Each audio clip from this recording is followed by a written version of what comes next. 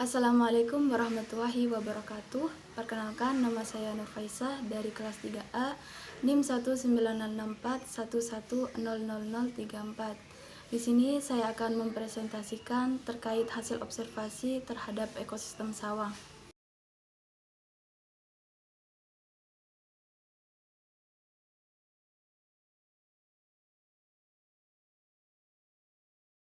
Sebelumnya, saya akan menjelaskan ekosistem secara singkat. Ekosistem merupakan hubungan timbal balik antara makhluk hidup terhadap lingkungannya. Komponen penyusun ekosistem terbagi menjadi dua, yaitu komponen abiotik dan komponen biotik. Komponen abiotik terdiri dari cahaya matahari atau sinar matahari, air, udara, suhu, dan tanah. Yang kedua yaitu komponen biotik yang terdiri dari tanaman, hewan, atau mikroorganisme lainnya. Dalam ekosistem, komponen biotik memiliki 3 peranan. Yang pertama sebagai produsen, yang kedua sebagai konsumen, yang ketiga sebagai pengurai. Berdasarkan hasil observasi yang dilakukan, diperoleh komponen abiotik dari ekosistem sawah, yaitu sinar matahari, air, udara, dan tanah. Sedangkan pada komponen biotik berupa padi, rumput, belalang, tikus, ulat, kerbau, katak, ayam, burung, serta ular.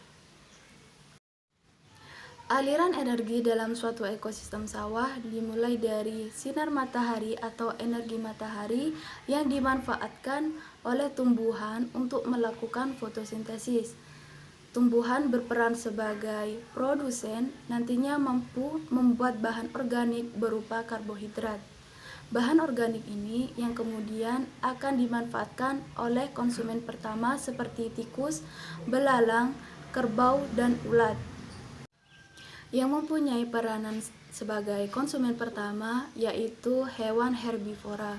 Selanjutnya, konsumen pertama akan dimangsa atau dimakan oleh konsumen kedua, yaitu hewan karnivor.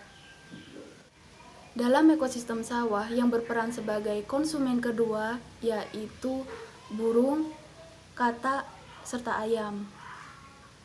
Setelah itu, konsumen kedua juga akan dimangsa oleh konsumen ketiga, seperti contoh ular sebagai konsumen ketiga dalam ekosistem sawah ini. Peristiwa ini akan terus terjadi sampai konsumen puncak. Apabila konsumen puncak ataupun konsumen 3 mati, maka diuraikan oleh bakteri atau mikroba tanah yang berfungsi sebagai dekomposer.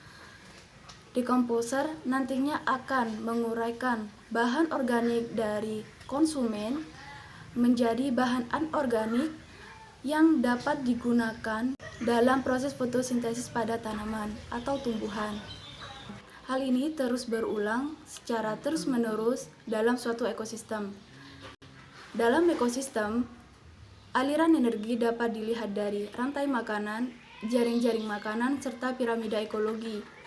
Yang pertama, rantai makanan yang merupakan peristiwa perpindahan energi dari suatu organisme ke organisme lainnya yang melalui proses makan dan dimakan. Contohnya, padi dimakan tikus, tikus dimakan ular. Yang kedua, jaring-jaring makanan yang merupakan sekumpulan atau gabungan dari beberapa rantai makanan yang mempunyai hubungan. Yang ketiga yaitu piramida ekologi. Piramida ekologi terbagi menjadi 3, yaitu piramida jumlah, piramida biomasa, piramida energi. Dalam aliran energi dapat digambarkan berupa piramida. Pemanfaatan energi dari sumbernya pada produsen dan konsumen tidak sama, tapi mengalami penurunan atau degradasi energi. Mungkin hanya ini yang bisa saya sampaikan, kurang lebihnya mohon maaf. Wassalamualaikum warahmatullahi wabarakatuh.